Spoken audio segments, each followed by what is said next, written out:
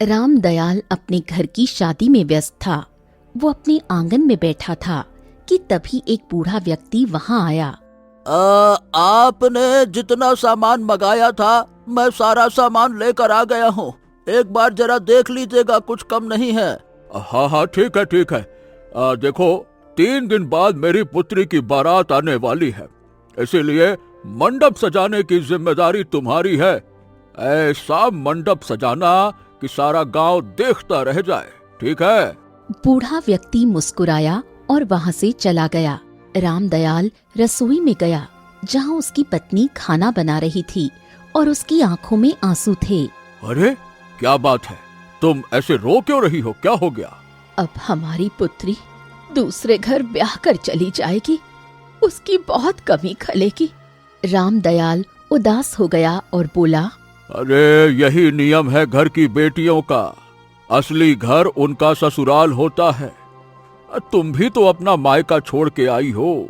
इतना कहकर वो घर के बाहर उदास बैठ गया। उसी समय वहां अर्जुन नाम का एक सुंदर युवक आया जो अनाथ था और रामदयाल का पड़ोसी भी।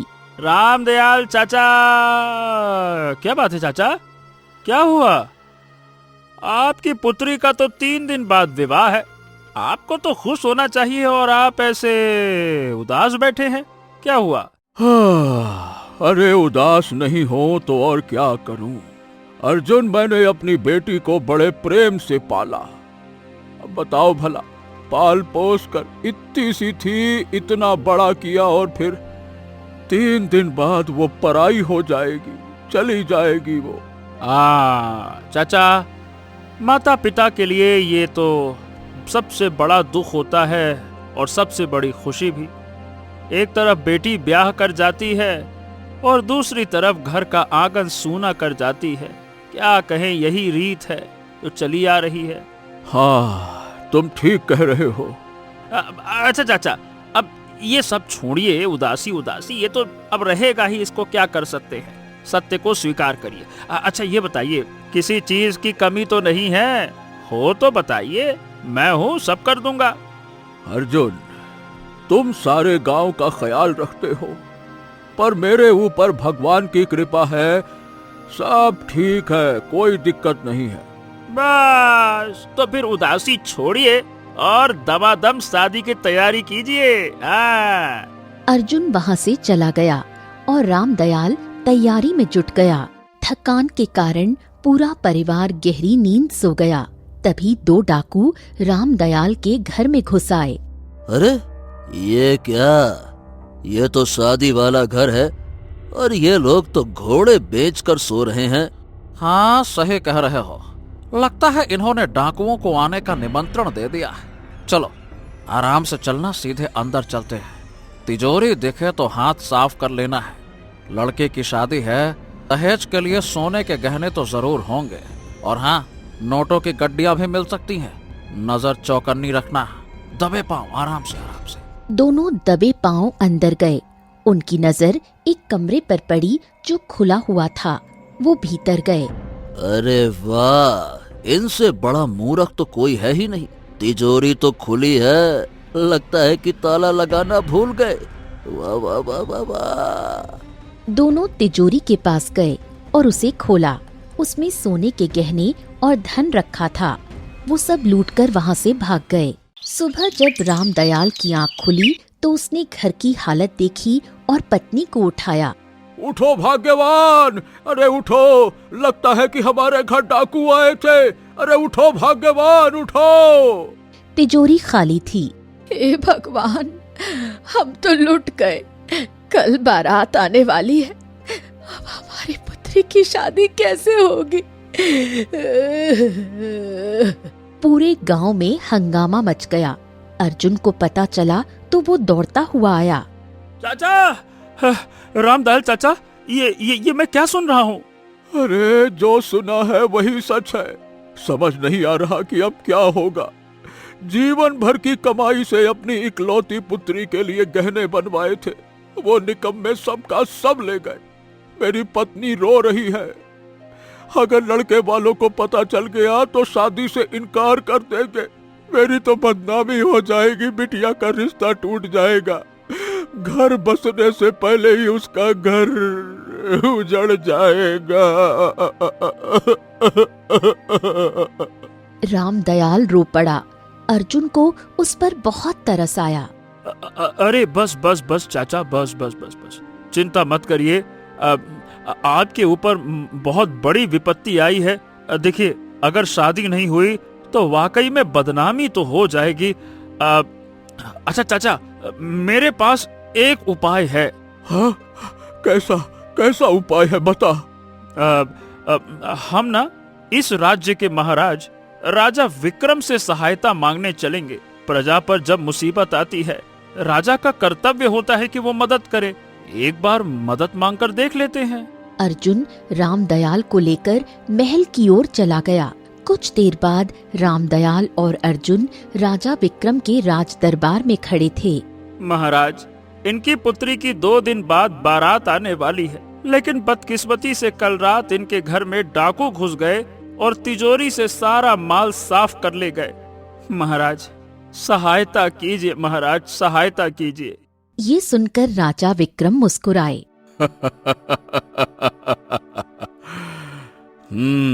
ये बताओ, चोरी तो इसके घर पे हुई है, तो मदद तो इसे मांगनी चाहिए ना।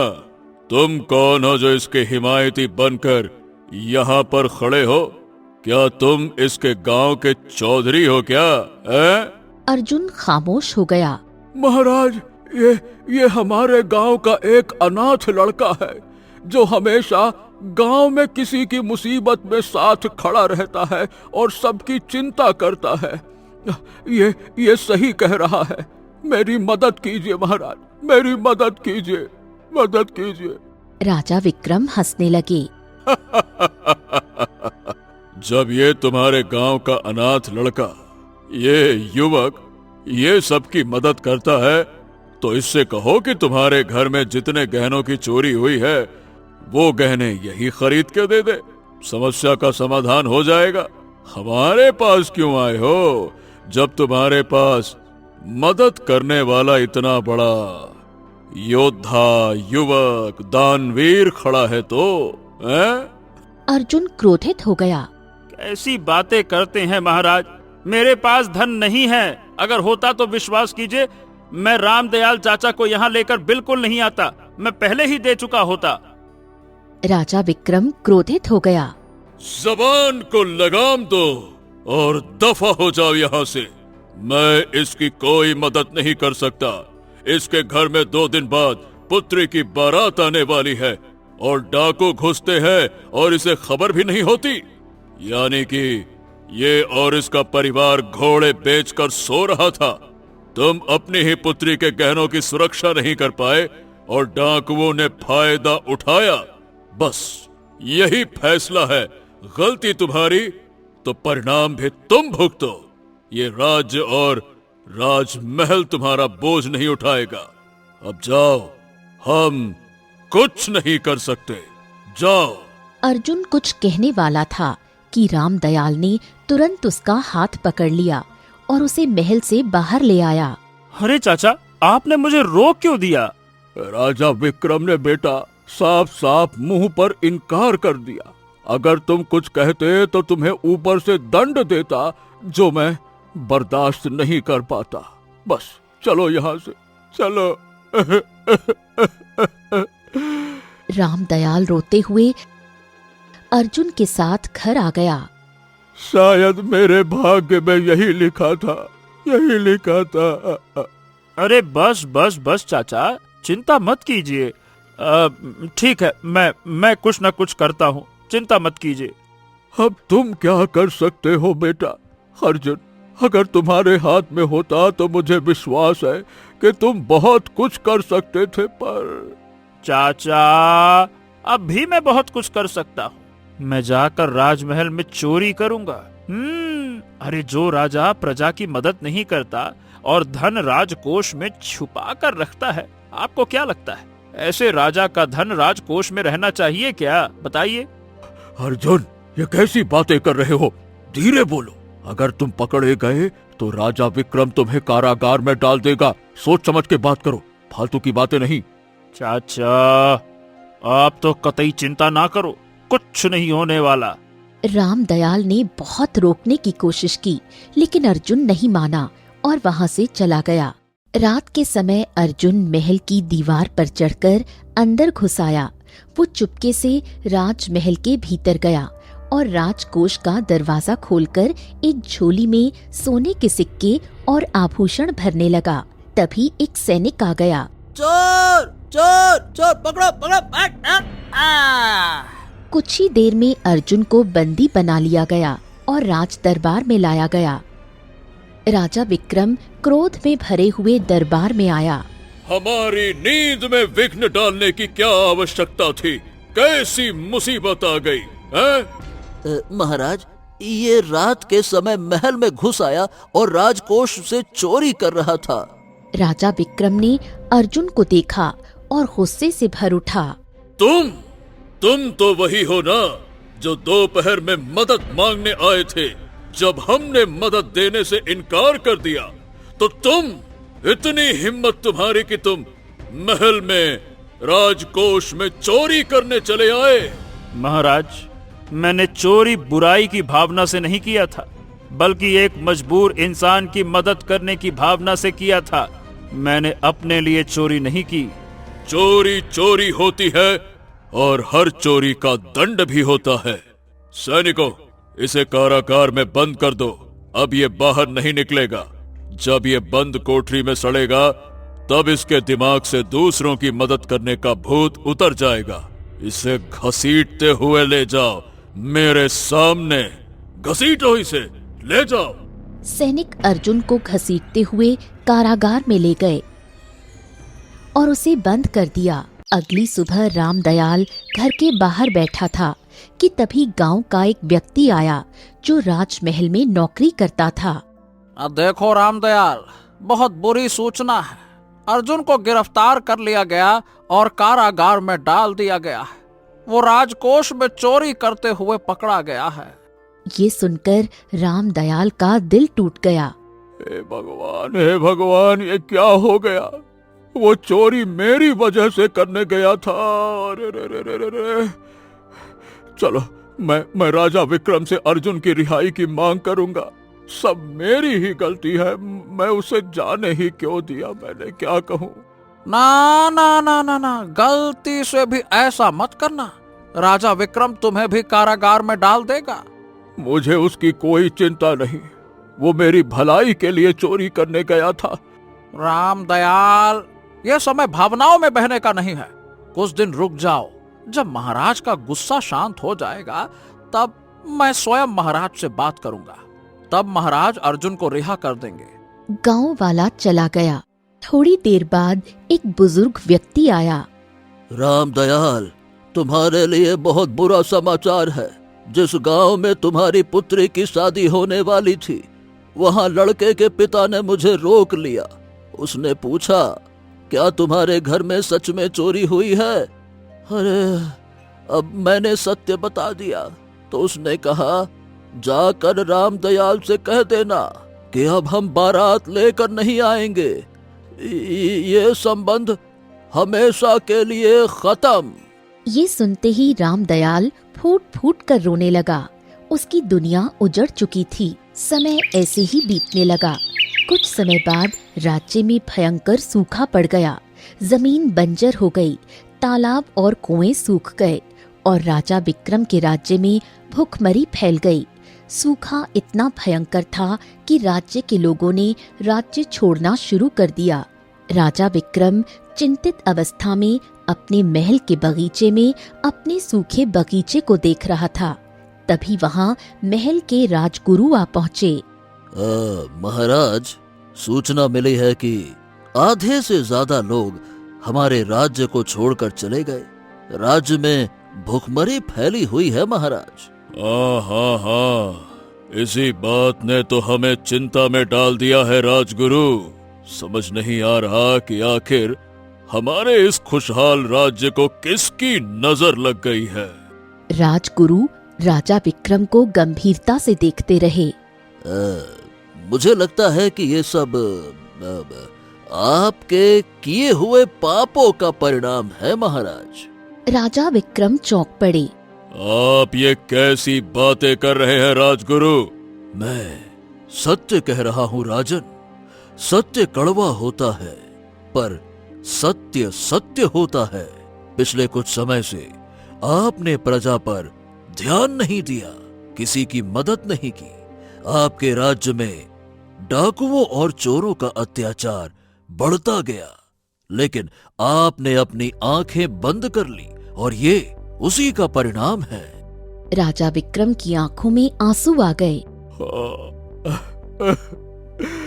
हाँ, मैं अपने पाप को स्वीकार करता हूँ राजगुरु, लेकिन अब इस विपत्ति से कैसे निकला जाए? प्रजा भूख से तड़प रही है।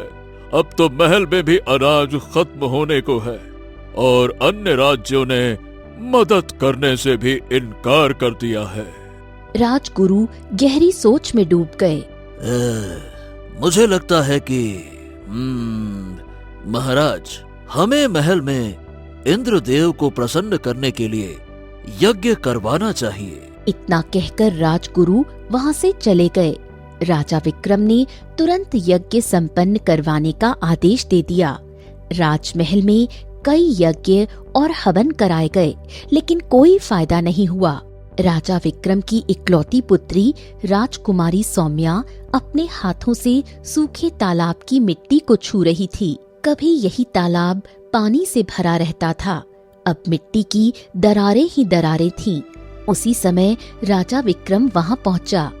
क्या हुआ सौम्या? सूखे तालाब को क्यों देख रही हो? क्या बात है? पिताजी, कुछ समय पहले ये तालाब पानी से भरा रहता था। यहाँ हरियाली होती थी। ये जगह मुझे बहुत शांति देती थी, पर अब ये स्थान मेरे लिए अजनबी हो गया है। ये कहकर सौम्या की आंखों में आंसू भर आए। राजा विक्रम चुपचाप वहां से लौट गए। सौम्या काफी देर तक तालाब को देखती रही, फिर अपने कक्ष में गई, लेट गई और जल्दी ही नींद में डूब गई। पर अगले ही पल उसकी आंख खुल गई और सामने का दृश्य देखकर वो हैरान रह गई। सौम्या ने देखा कि वो एक अजीब विचित्र नगरी में खड़ी है। ये कौन सी नगरी है? मैं तो सो रही थी, फिर यहाँ कैसे आ गई? क्या मैं सपना देख रही हूँ? नगरी के नागरिक सौम्या को देखकर रुक गए। उनकी आंखों में भय, आशंका और आश्चर्य था।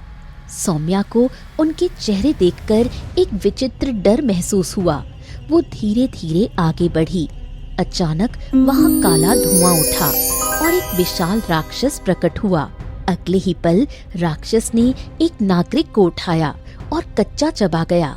नागरिक दहशत में चीखते हुए भागने लगे। हे भगवान, ये कितना भयानक राक्षस है! सौम्या डरकर भागी। भागते भागते वो एक महल के द्वार तक पहुंची। वहाँ कोई सैनिक नहीं था।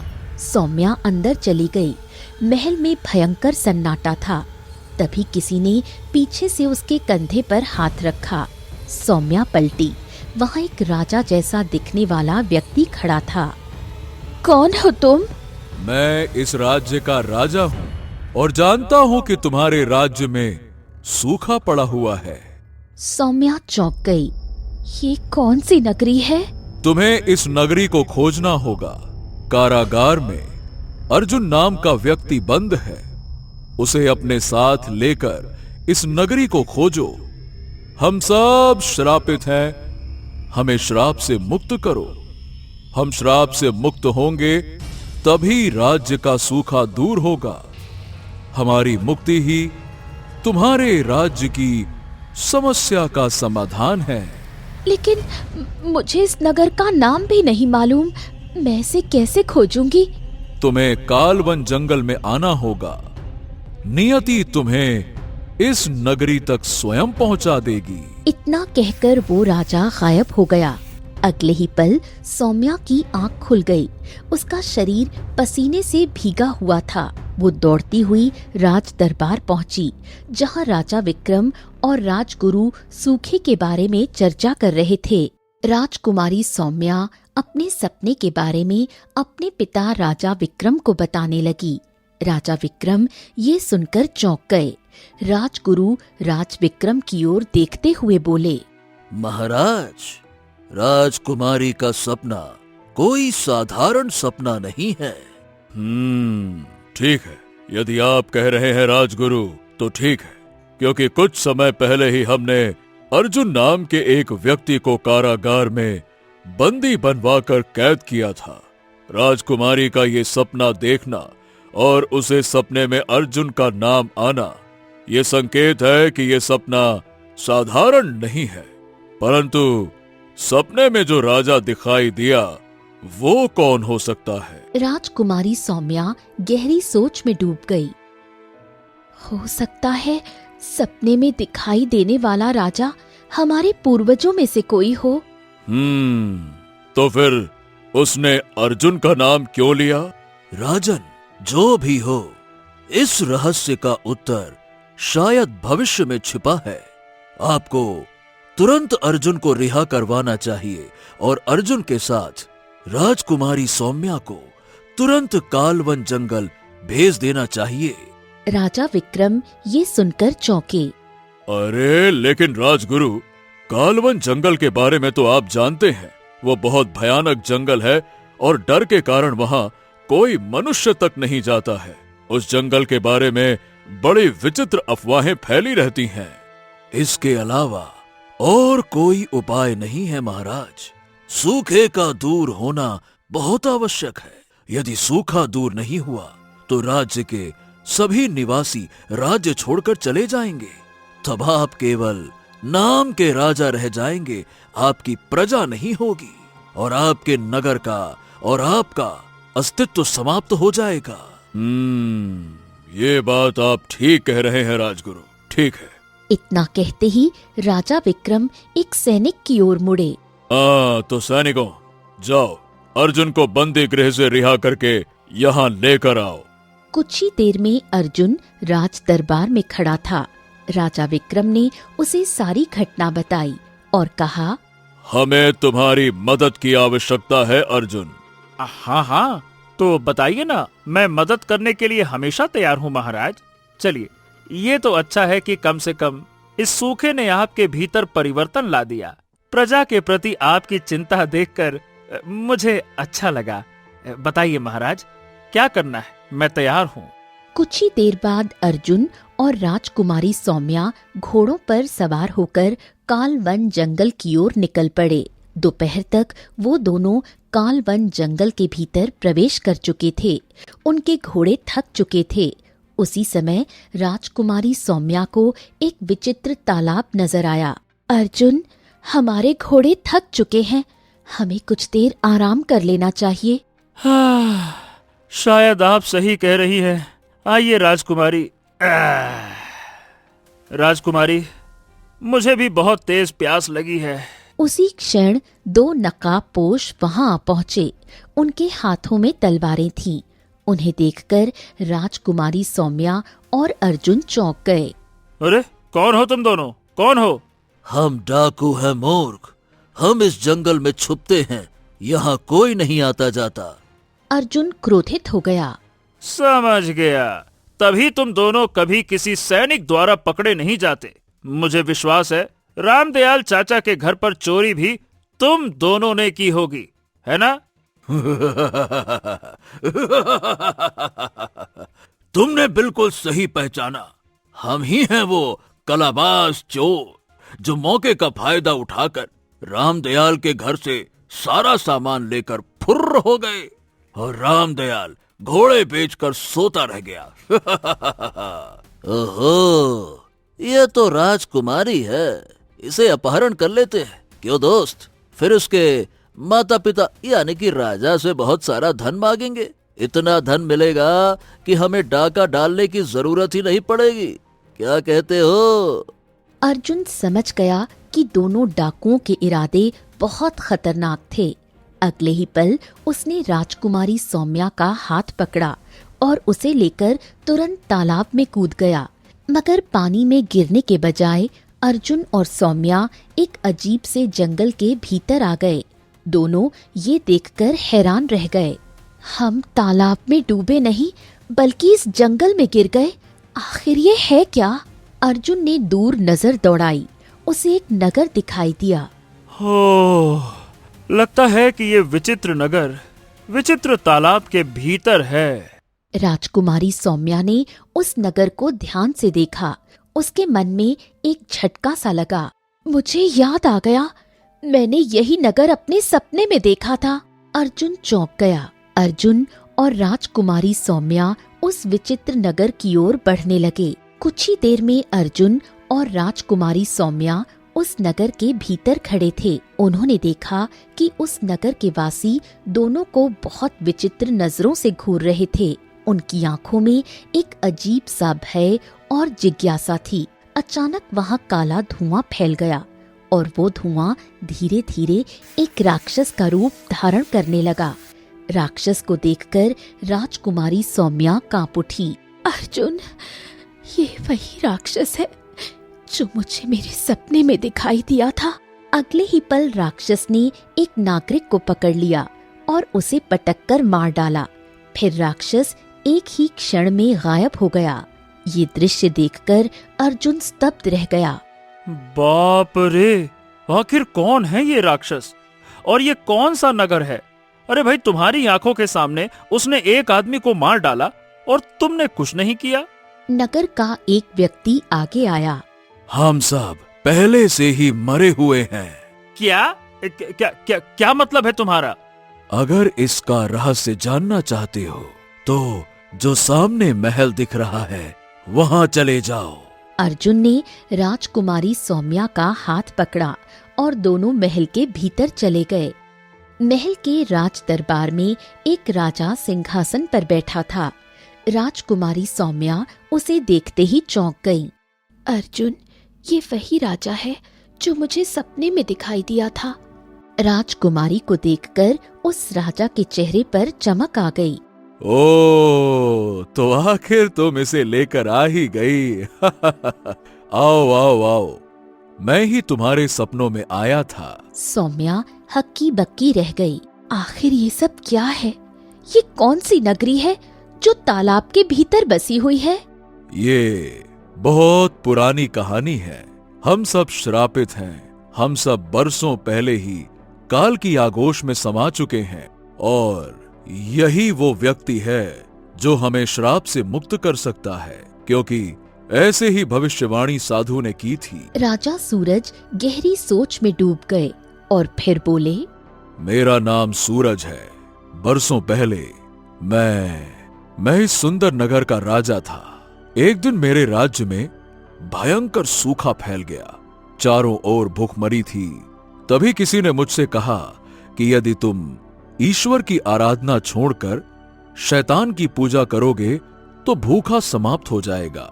मैंने अपनी प्रजा को भी शैतान की पूजा करने के लिए प्रेरित किया और फिर सब मेरी बातों में आ गए। उस दिन से हमने अपने हाथों से मंदिर के दरवाजे बंद कर दिए और शैतान की पूजा करनी शुरू कर दी। कुछ दिनों के बाद सूखा तो समाप्त हो गया, लेकिन उसके बाद हम देखने में मानव जैसे थे पर अंदर से राक्षस बन चुके थे। मैंने ऐलान किया कि अब राज्य में कोई साधु तपस्या करता हुआ मिला तो उसे तुरंत मार दिया जाए।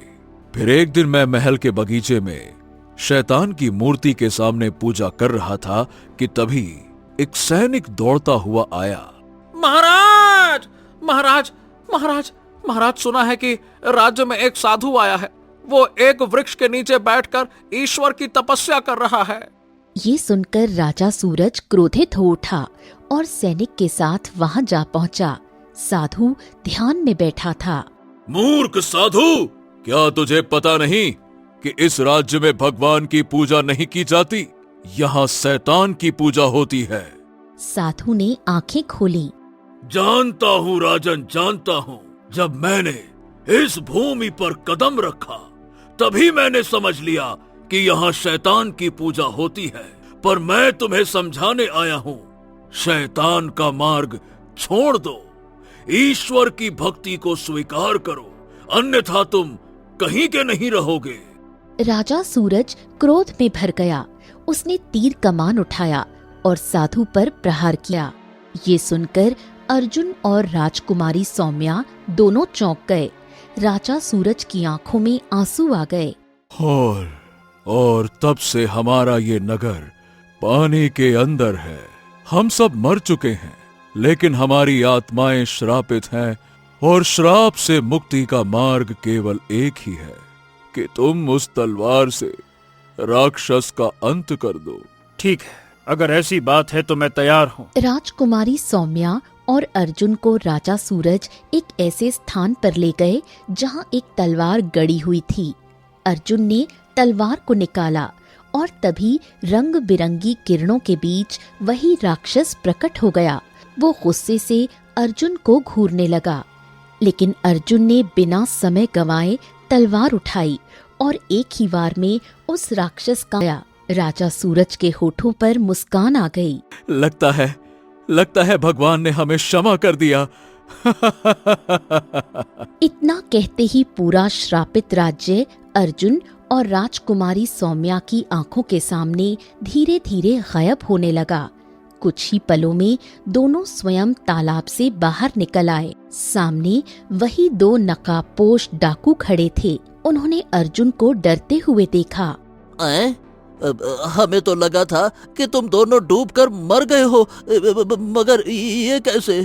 अगले ही पल अर्जुन की तलवार से रंग बिरंगी किरणें निकलीं और अर्जुन और राजकुमारी सौम्या जैसे ही राज्य वापस पहुँचे, आकाश में काले बादल उमड़ पड़े और कई महीनों बाद पहली बार वर्षा होने लगी। दोनों महल में पहुँचे और राजा विक्रम को सारी घटना बताई। अर्जुन अर्जुन अर्जुन, तुम्हारी वजह से हमारा नगर श्राप से मुक्त हुआ और वो नगर भी मुक्त हो गया जो हजारों वर्षों से श्रापित था। मैं तुम्हें इस राज्य का राजा बनाना चाहता हूँ। मैं अपनी पुत्री सौम्या का हाथ तुम्हारे हाथों में देना चाहता हूँ। तुम्हारे हाथ में ये जादुई तलवार भी है। अब कोई भी तुम्हें युद्ध में नहीं हरा सकेगा। अर्जुन मुस्कुराया। अर्जुन और राजकुमारी सौम्या का विवाह धूमधाम से संपन्न हुआ। विवाह के बाद अर्जुन का पहला काम था ढेर सारे सोने के सिक्के रामदयाल के घर भेजना।